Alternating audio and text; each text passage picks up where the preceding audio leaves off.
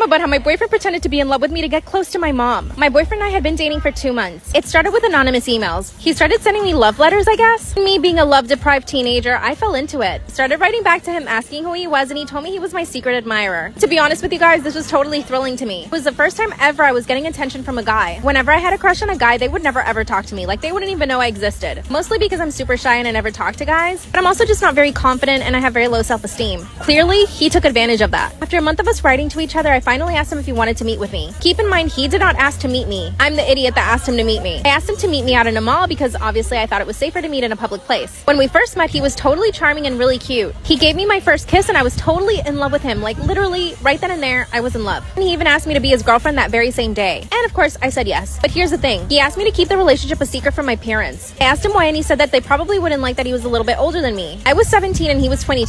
So I had a secret relationship now. Part 2 is up.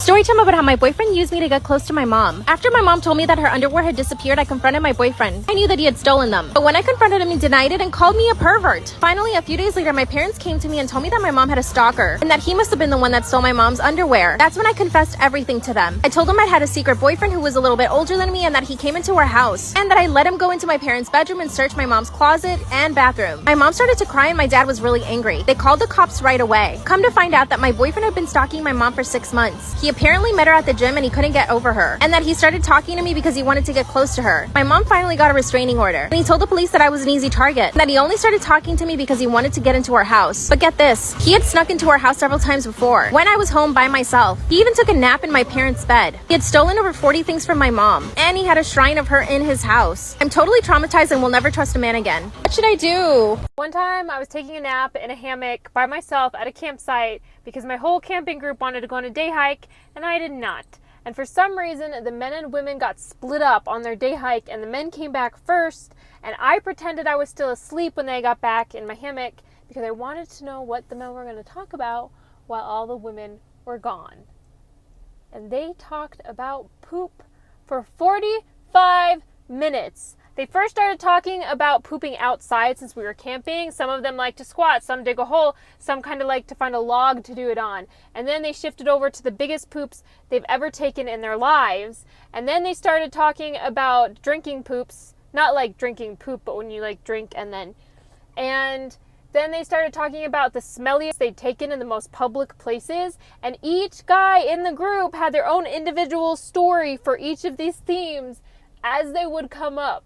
Story time, I was the toxic best friend. So a little background information, I was 16 and a sophomore in high school. And at the beginning of the year, I met this girl who we're gonna call Riley. Riley and I hit it off straight away. Like a week after knowing each other, she knew everything about me and I knew everything about her. Well, then she tells me about this guy that she's talking to, who we're gonna call Jay. She said that they would hook up sometimes and he would text her sometimes. But she said that I couldn't tell anybody because he said that it had to be a secret. Okay, so fast forward to the end of the year, he adds me on Snapchat. Okay, don't get me wrong, he was really hot, but I had my own thing going on, so I really didn't pay that much attention to him. And I thought he maybe added me on Snapchat to be like, oh my god, I really like your best friend. And then I also was caught between a rock and a hard place. Do I tell my best friend that the guy that she likes just added me on Snapchat? Or do I lie to her? Well, I was going to tell her until I got a Snapchat from him, like for part 2.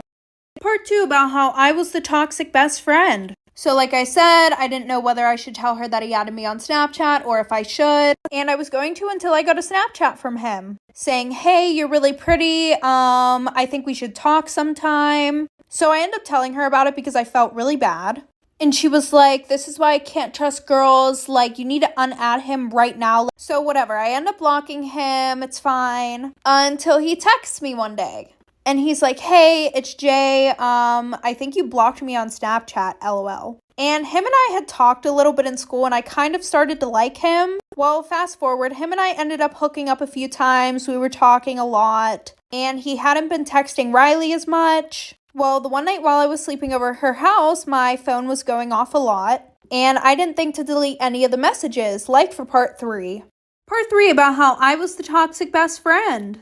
So like I said, I was sleeping over her house the one night, my phone was blowing up, and she knows my password and everything, and I stupidly did not delete the text messages between Jay and I. And I kid you not, I wake up to a slap across the face. It felt like she slapped me with her fist. And it looked like it too because I had a black eye.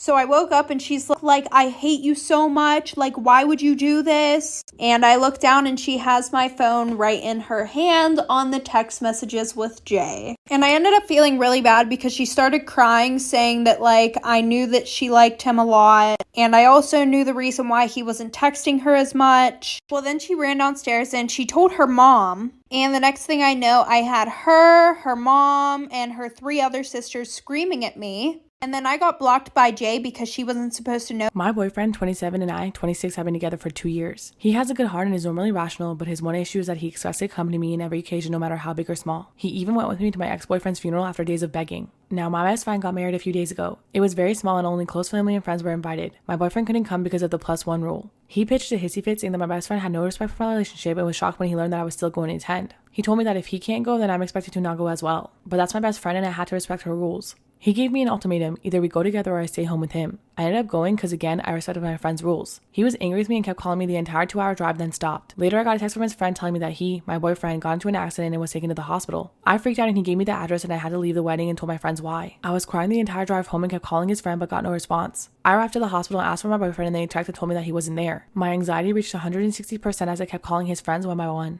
I just went home and there he was, along with his friend. He saw me and said that he was sorry, but this was the only way he could get me to come home after I left him alone. After the initial shock, I just blew up yelling at him about lying and making me leave my friend's wedding and having me literally go to the hospital and freaking out because of him. I kicked his friend out and we got into an argument. He kept talking about how much I love him, thus I left, which is my own doing and not his, and that he was just trying to see if I really chose my friend's wedding over him. He then argued that my friend caused this and I shouldn't agree with her to exclude him. I said what he did was horrible and I called him horrible and then went to my room. It was awful because my friends kept calling to check in on him because they thought that he was really in the hospital. He said I overreacted and then I yelled at the wrong person. Did I go too far? I have a real severe insomnia disorder, and so most nights I barely get any sleep.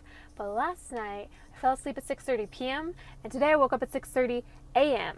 And I did not know that it was possible to be this happy for no reason at all. Like, I woke up and I walked past my mirror with dirty hair and no makeup, and I was just like, damn, am I Beyonce? I look amazing today. And then I got in my car and I had no road rage. There was even a guy who slipped into my lane at the very last minute to get onto the highway, and I just let him in. I wasn't even bitter about it. Is this my truest self? Like, are people who sleep at night just genuinely happy all the time? Did sleep cure all my childhood traumas?